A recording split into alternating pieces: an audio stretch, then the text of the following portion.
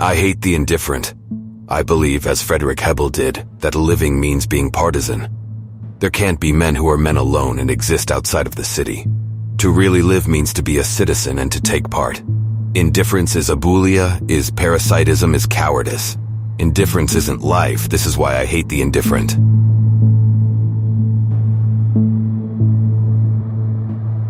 Indifference is the dead weight of history.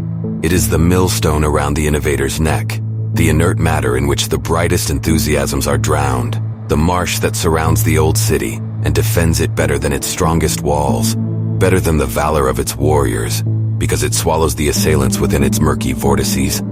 It decimates them, it disheartens them, and sometimes it makes them desist from the heroic deed.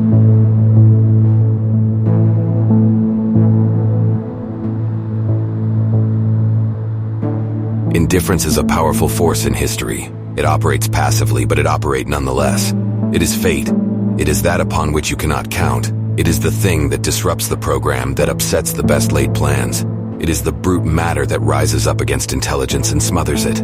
The events that occur, the evil that befalls us all, the possible good that a heroic act can generate, are not due to the initiative of the few who are active, but to the indifference, the absenteeism of the many. The things that occur do not occur because some people exercise their will, but because the multitude abdicates its own will and lets things be, allowing for knots to form that it will take a sword to unfasten, for laws to be passed that it will take a revolt to abrogate, for men to rise to power that it will take a mutiny to overthrow. The fate that appears to dominate history is nothing but the deceptive appearance of this indifference, of this absenteeism. Events grow in the shadows. Few hands subject to no oversight weave the collective cloth, and the multitude ignores it all because it doesn't care. The destinies of an epoch are manipulated according to the narrow views, the immediate goals, the ambitions and personal passions of small activist groups, and the multitude ignores it all because it doesn't care. But the events that have matured come to fruition. The cloth woven in the shadow reaches completion.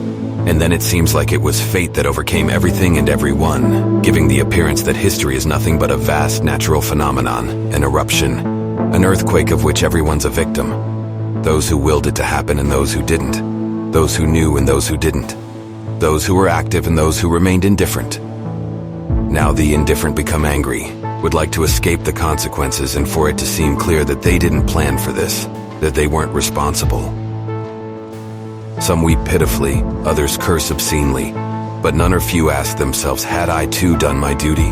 Had I tried to exercise my will or offer my counsel, would any of this have happened?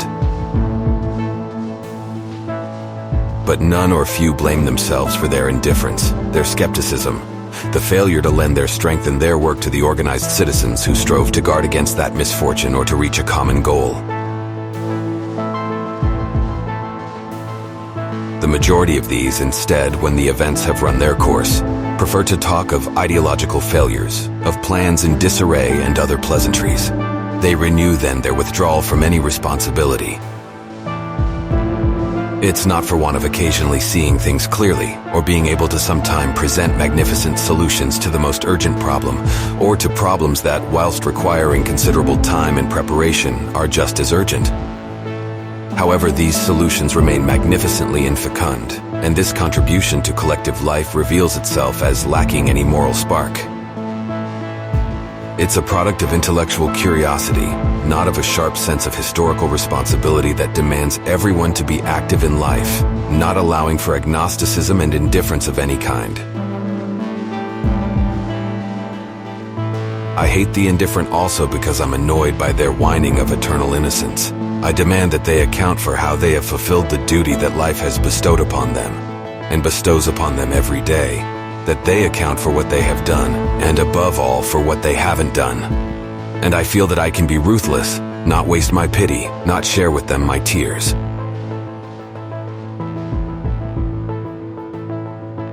I am partisan.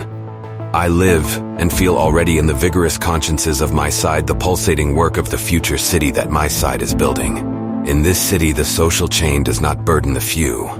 In this city, everything that happens isn't the product of chance or fate, but of the intelligent work of the citizens.